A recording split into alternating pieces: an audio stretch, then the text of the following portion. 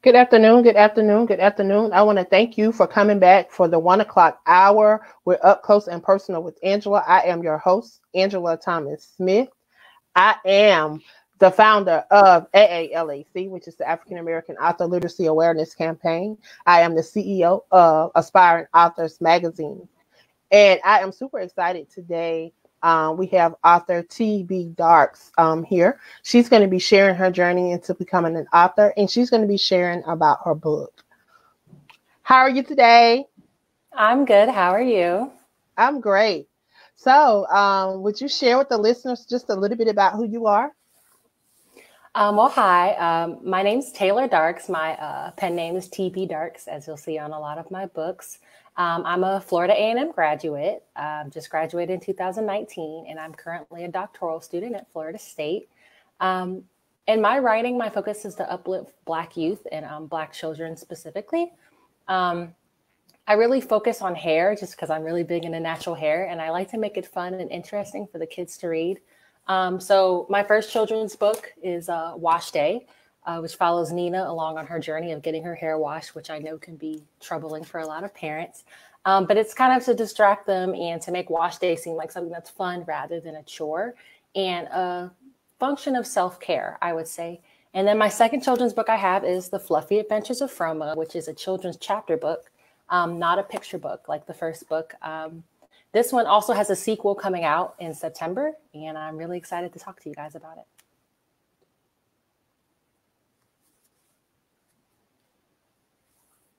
In addition, the second book, so the first book is The Fluffy Adventures of Fromo, A Sticky Situation, and the second one is The Fluffy Adventures of Fromo and the Halloween Haircut. I forgot to mention that. So, what inspired you to become an author? I took a creative writing class in like the 10th grade. And I never really knew that writing could be like fun and therapeutic until then. I, of course, had only written for like papers and essays and homework. So having that class with my teacher at then really pushed me to understand that I can make writing fun and I can create my own universes and my own places and really express myself through writing. So when I got into college, I decided to take a collection of poems that I had written and published my first book, which is Caged, a poetic collection of the African American experience. It's not a children's book, but that was my first ever book. So, how many books do you actually have out? Three? Three, yep. And the fourth one comes out September 1st. Amen. Amen. So, have you always wanted to be a writer? Definitely not. I was a 3-sport varsity athlete in high school.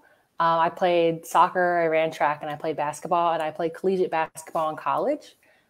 So I definitely was really more focused on sports. But after that creative writing class and a little bit more into like my freshman and sophomore year, needing that outlet was really important. And that's kind of when I understood that, hey, I can create this identity of writing and become an author and do that as well. So, where do you see yourself in 5 years on this journey as an author? Oh, 5 years. Okay. I'm writing a novel, which is an adult novel. I've been writing it maybe since my freshman year in college.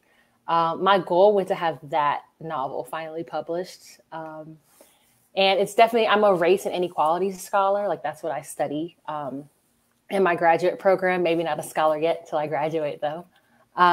But so my focus in that novel is definitely race and themes of race. And it's a really heavy book. So it's taking me a long time to write. But so 5 years in the future, I would hope that I have my first adult novel actually written. So, I imagine doing that book, you have come across writer's block. Quite a, Yeah.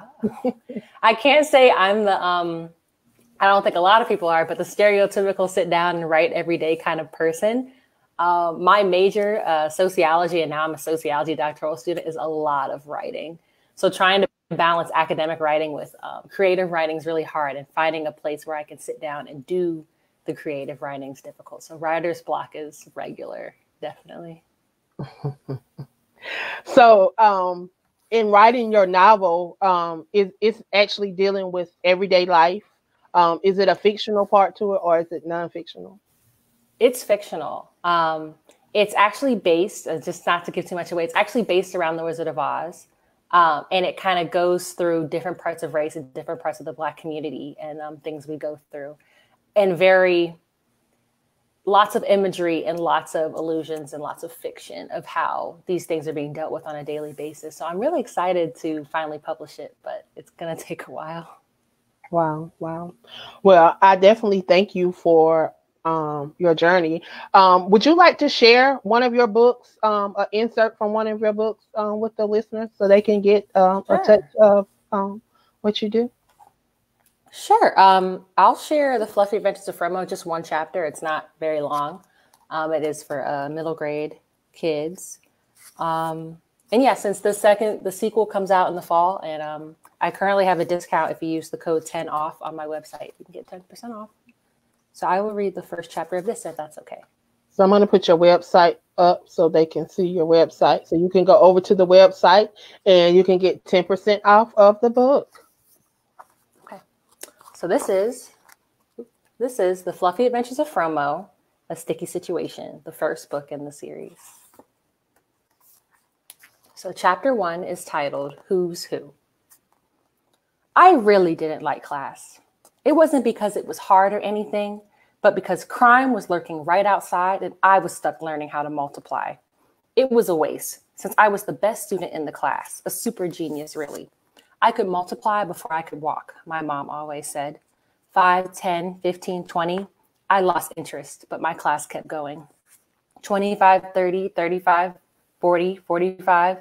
I had stopped counting since I already knew my times tables, and not to mention I am a super genius. Did I already say that? I couldn't help but wonder what was going on just outside those windows. I sat very close to the window. It was kind of like my lookout. I scanned the playground for bullies and beasts to keep my classmates and the world safe. I'm Monique, by the way. Monique Moore Williams. I'm in 6th grade, but I've been fighting crime since 3rd.